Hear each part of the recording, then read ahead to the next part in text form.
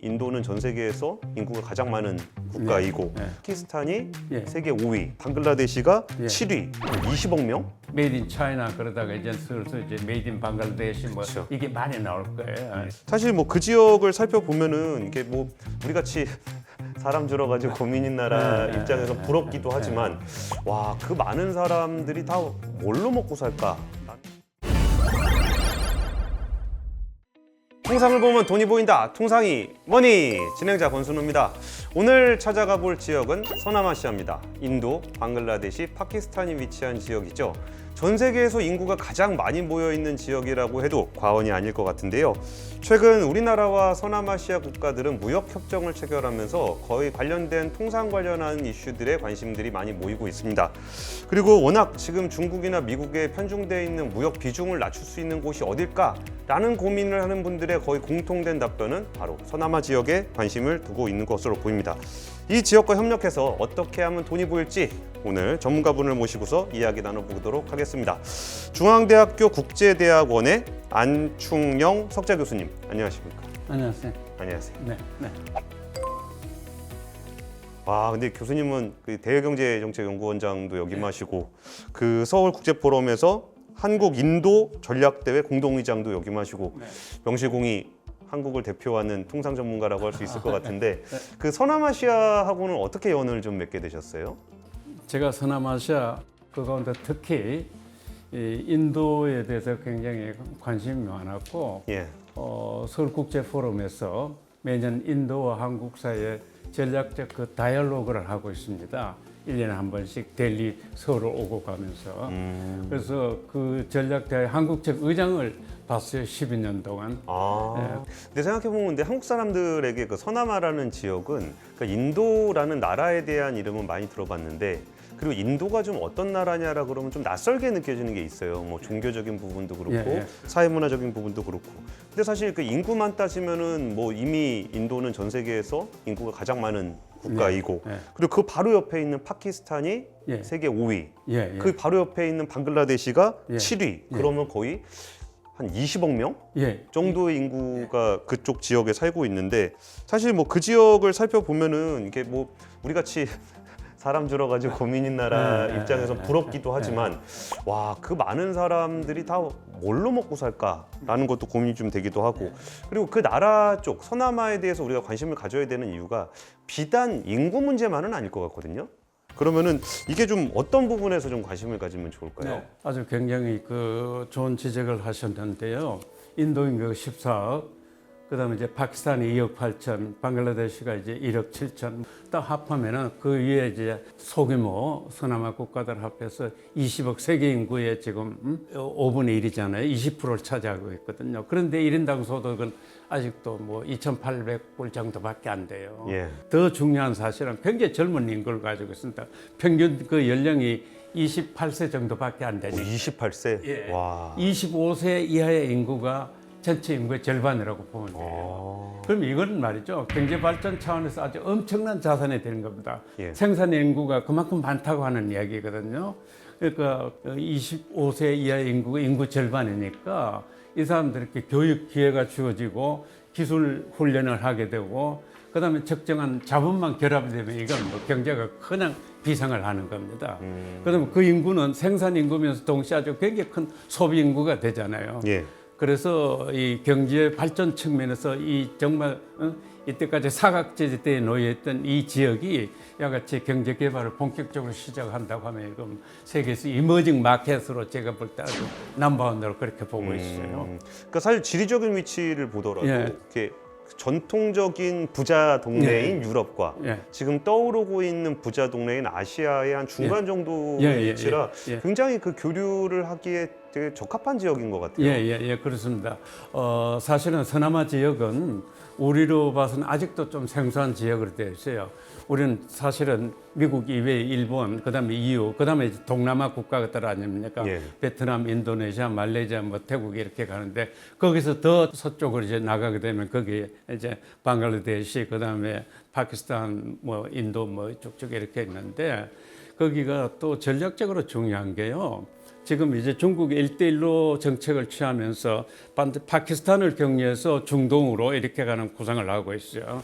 그러니까 중국이 1대1로를 하니까 미국이 인도 태평양 전략이라는 개념을 내걸고 미국, 호주, 그다음에 일본, 인도가 말이죠. 해상 자유항행을 보장하는 그런 소위 일종의 연합전선을 펴고 있거든요. 그러니까 미국이 인도 태평양 전략하고 중국의 1대1로 정책이 서로 막 부딪히는 교착점이다. 그렇게 또 볼 수가 있습니다. 아주 굉장히 중요한 그 지경학적 의미를 가지고 있고요. 그다음 또 이 지역이 왜 중요하냐면은 더 나가게 되면 이제 중동이 나오지 않습니까? 그렇죠. 예. 거기 더 나가면 이제 아프리카, 유럽으로 연결되거든요. 그러니까 이때가 사실은 잠자고 있는 거대한 대륙이 잠에서 깨어나기 시작하면요. 세계 경제에서 지경학적 측면에서 엄청난 파장을 불러일으킬 수 있는 아주 중요한 지역이라고 볼 수 있습니다. 알겠습니다. 지역에 대해서는 좀 살펴봤는데 그 서남아시아 얘기를 좀 해보려면은 여기에서 제일 먼저 얘기해야 될 건 아무래도 인도일 것 같아요. 예. 그러니까 서남아 지역의 대장? 예. 이라고 하면 인도일 것 같은데 그 인도라는 나라가 그 예. 서남아에서는 좀 어떤 존재입니까? 서남아에서 뭐 인도는 말이지 우선 인구 면에서 14개니까 그다음에 역사적으로 인도는 2차 세계대전 이후에 비동맹 운동의 제일 맹주 역할을 해왔거든요. 예. 그런데 국제 정치학적으로 인도의 모디 총리가 말이죠 아주 국제적인 지금 스테이트먼으로 이렇게 부상이 되어 있거든요. 여기에 잠자고 있던 인도를 일깨워 가지고 본격적인 공업화를 시작하자.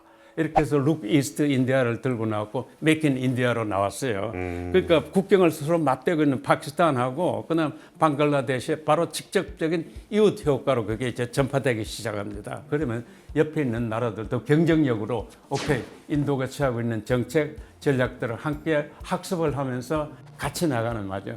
거대한 소위 서남아 경제권이 태동이 된다. 당시 우리는 2010년에 인도와 포괄적인 경제 동반자 협정을 맺었어요. 세파 그래서 그게 사실은 인도와 한국을 제도적으로 그다음에 서로 상호 약속에 의한 말이죠. 시장 개방을 약속을 해놓은 그런 장치거든요. 그 세파를 계기로 해서 양국 간의 이제 통상이 막 늘어나고 있습니다. 그런데 그거를 이제 마침 우리 산업부에서 파키스탄하고 방글라데시까지 소위 EPA라고 Economic Partnership Agreement 이것을 하게 되면 제가 볼 때는 인도의 세파하고 예. 그다음 파키스탄, 방글라데시 EPA하고 같이 합동이 되면서 거대한 서남아 소위 통상 벨트가 구축이 된다 이렇게 볼 수가 있습니다. 그런 거 보면 우리 산업부도 참 부지런한 것 같아요. 예. 인도랑은 세파가 돼 있었는데 사실 방글라데시나 파키스탄하고 이제 관계를 맺은 나라가 그렇게 많지는 않을 건데 와 우리 정부가 먼저 가서 거기에 대한 협정들을 논의하고 있다고 하니까 그 지역에 대한 관심들이 많이 높아질 것 같긴 한데요. 사실 지금 방글라데시만 하더라도 사실 그 의류 쪽에서는 예. 우리나라 기업들도 굉장히 익숙한 나라이긴 합니다. 예. 근데 그런 것들이 이제 기업들의 노력뿐만 아니라 정부 차원에서 그런 어떤 제도를 만들어주는 것들도 굉장히 도움이 많이 될 것 같고 또 성장률 측면에서 보면은 그 인도도 한 6%, 뭐 방글라데시, 파키스탄도 한 3에서 5% 정도 성장하고 있는 나라여서 전 세계 평균 성장률이 2%가 뭐 될 때도 있고 안 될 때도 있고 뭐 이 정도라 굉장히 기대를 좀 많이 모으고 있는 지역인 것 같습니다. 방글라데시, 파키스탄, 인도 세 나라를 놓고 볼 때 아주 재밌는 현상이 있어요. 인도는 사실은 서비스 예. 자영업자들이 많고 컴퓨터 관련되는 말이죠. 이게 뭐 에디팅부터 시작해서 데이터 관리라든지 이런 쪽에 서비스 업종이 주도를 이루고 있는데 그런데 사실은 많은 개발도상국의 경제 발전 과정을 보면요. 한국도 처음에 우리 그랬지 않습니까? 가벌부터 시작해가지고 그다음에 의류 섬유로 갔거든 봉제. 그렇죠. 그런데 그 전형적인 패턴을 지금 방글라데시가 지금 걷고 있는 거예요. 그러니까 방글라데시가 섬유 산업으로 봉제로 해서 세계 수출 시장에 이제 각종 의류 제품들이 나오고 그게 여파가 이제 저쪽 파키스탄으로 가고 인도도 드디어 서비스 산업이 있다 제조업 쪽으로 돌려야 되는데 아마 방글라데시가 하고 있는 섬유 산업에 불을 지펴야 되지 않을까 이렇게 생각됩니다. 저는 교수님 그것도 참 신기하더라고요. 사실 지금 인도도 제조업을 안 하려고 그런 건 아닌데 네. 제조업을 하려고 그랬는데 오히려 그 IT 서비스가 먼저 발전을 해버리고 예. 옆에 있었던 방글라데시가 오히려 제조업의 붐이 일면서 예, 그 예. 붐이 다시 인도로 예, 건너가는 것도 예. 서남아시아 동남아시아에서 보는 굉장히 좀 특이한 현상 중에 하나인 것 같아요. 그 지역하고 이제 우리나라는 좀 어떤 식의 교역들을 하고 있고 하게 될까요? 뭐 그쪽은 아무튼 노동 집약적인 제품에 특화를 해서 수출로 이제 나가야 되는 거고요. 우리는 뭐 그 단계는 벗어났지 않습니까? 그래서 첨단 산업에 필요한 이제 휴대폰 말할 필요도 없고, 그래서 현재 공장을 지어가지고 바로 현재 생산하는 이런 체제인데, 그러니까 우리 수출품은 그런 거고, 그다음에 이제 우리가 지금 입고 있는 옷들 아마 레이블 보면은 이때까지 메이드 인 차이나 그러다가 이제 슬슬 이제 메이드 인 방글라데시 뭐 그쵸. 이게 많이 나올 거예요. 예. 이제 와이셔츠부터 시작해가지고 각종 말이죠, 블루진이다 뭐 이런 것들. 그런 식으로 아마 그다음에 그쪽에 농산물이 우리한테 이제 좀 들어올 수 있을 테고. 그래서 그럼 사실 양쪽에 좀 잘하는 분야들에 대한 교역이 이루어지고 있는 거네요. 그렇죠. 뭐 국제 교육이라는 건 항상 비교율을 가진 쪽에서 서로 주고받고 하는 거니까요.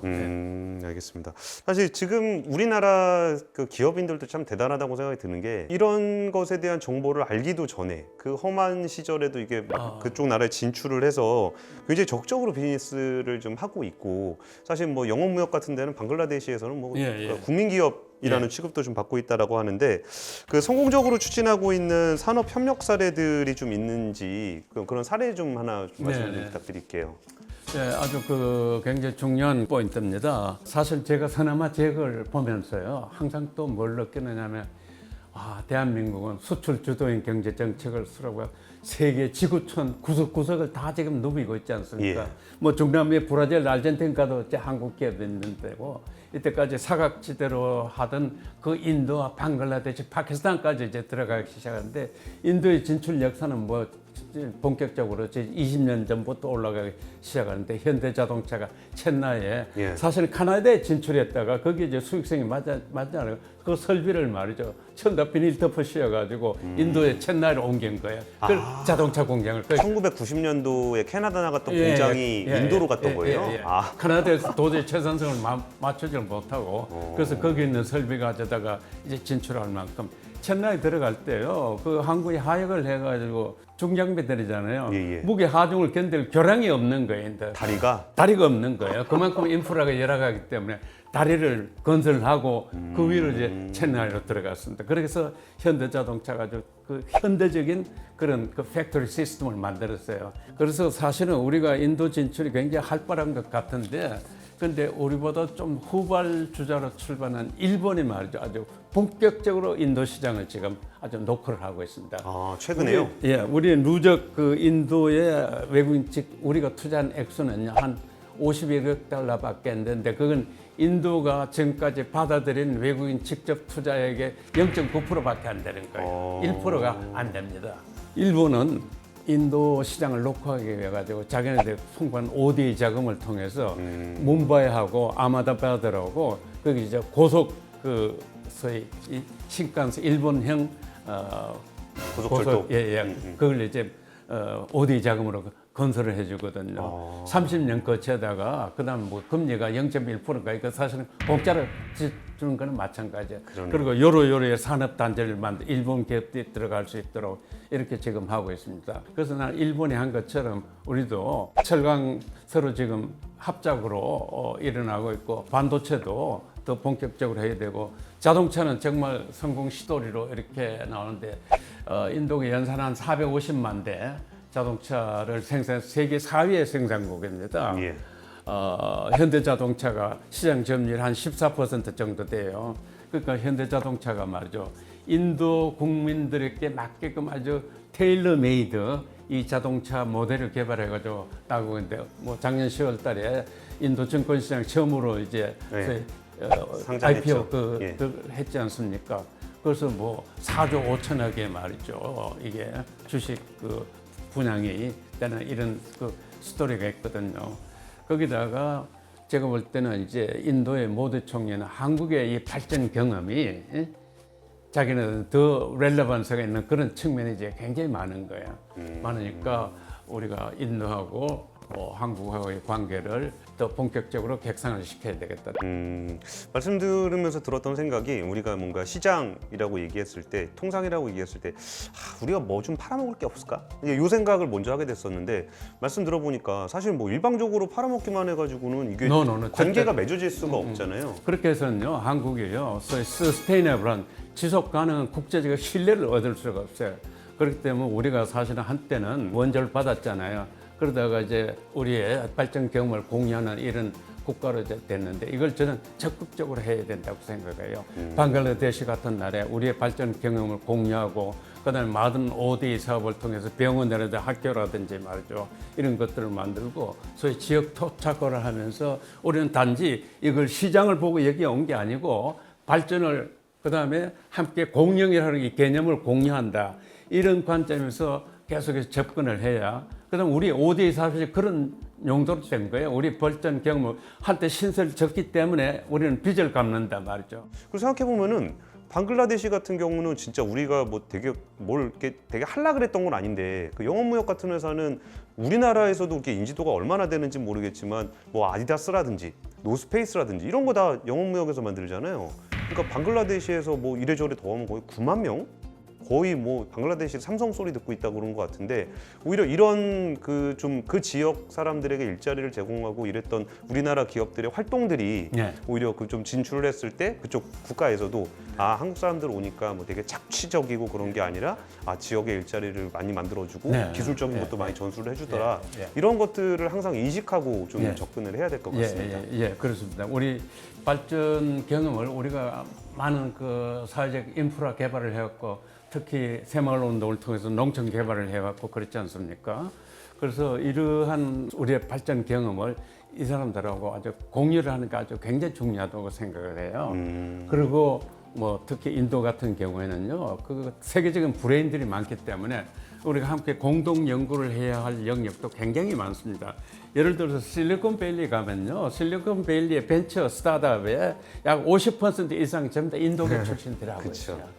그 최근에 우리나라 정부도 방글라데시와 파키스탄 서남아 국가들하고 그 경제 동반자 협정을 체결해 나가려고 하고 있어요. 근데 사실 생각해 보면은 파키스탄 같은 경우는 중국이랑 1대1로 하고서 좀 빚이 좀 많아서 이번에 고생 많이 했잖아요. 근데 그러면은 이제 파키스탄 입장에서도 이제 경제 협력을 맺는 방식에 대해서 좀 고민들이 좀 있을 건데 우리나라가 여기랑 경제 동반자 협정을 체결해 나간다면은 좀 어떤 것들을 기대할 수 있을까요? 경제 동반자 협정이라고 하는 것은 단지 이제 무역만 관련돼서 양국이 뭐 합의하는 거 그건 넘어서 굉장히 포괄적이거든요.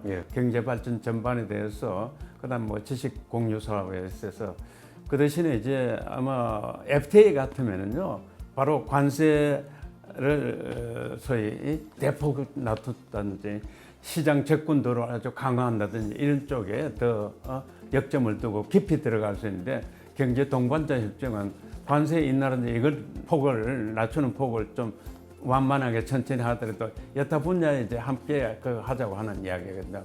어떤 의미에서는 시장 개방에 있어서는 더 진전된 그런 협정이다 볼 수가 있습니다. 그렇지만은 EPA라고 하는 그 틀을 만들게 되면 양국이 어떤 주어진 제도 틀 안에서 서로 협력을 다각적으로 할 수가 있고 그게 이제 비축이 되면요.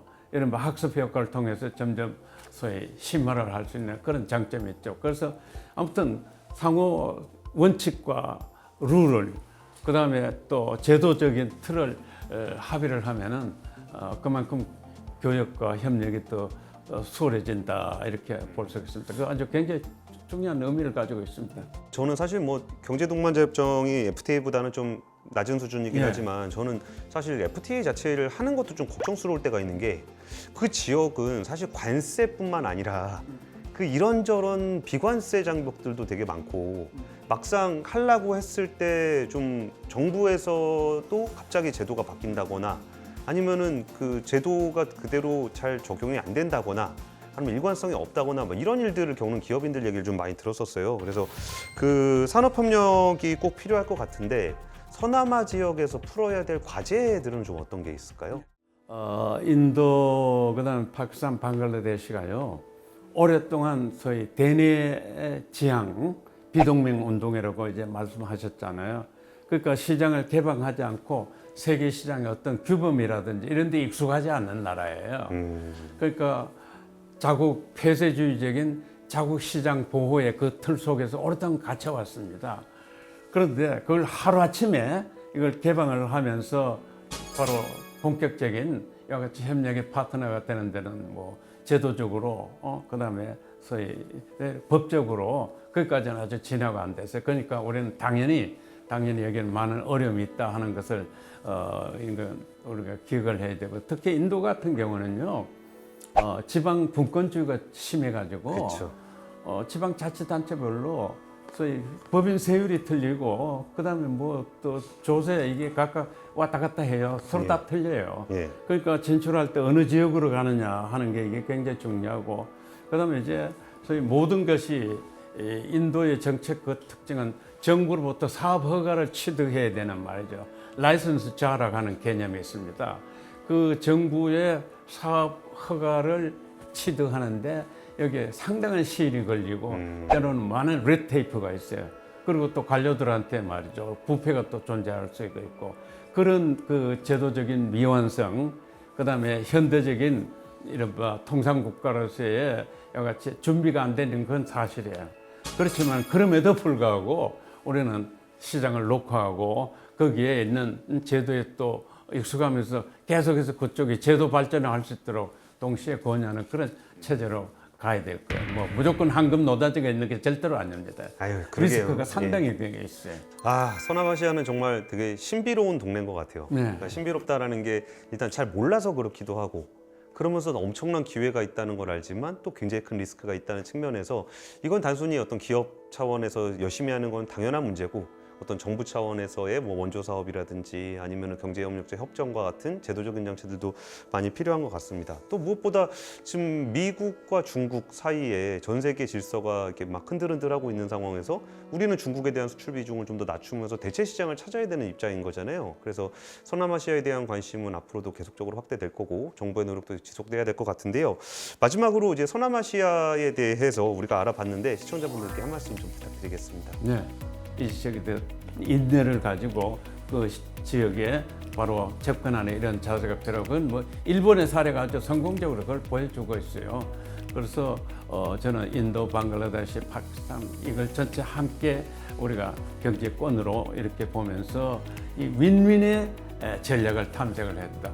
우리만의 일방적인 무역흑자 내고 돈 벌어오겠다 이게 아니고 양쪽에 서로 저쪽 입장을 역지사지 입장에서 관찰하면서 함께 서로 보완적이 되는 영역이 뭔가, 이걸 부단히 소위 우리가 연구를 하고 거기에 맞춰서 민관, 산이 같이 합동작전을 펴야 된다 이렇게 생각합니다. 저는 특히 인도에 대해서 다시 한번 그 강조를 하고 싶고요. 네, 지금까지 통상의 머니 서남아시아 편 안충영 교수님과 함께했습니다. 감사합니다. 네, 감사합니다.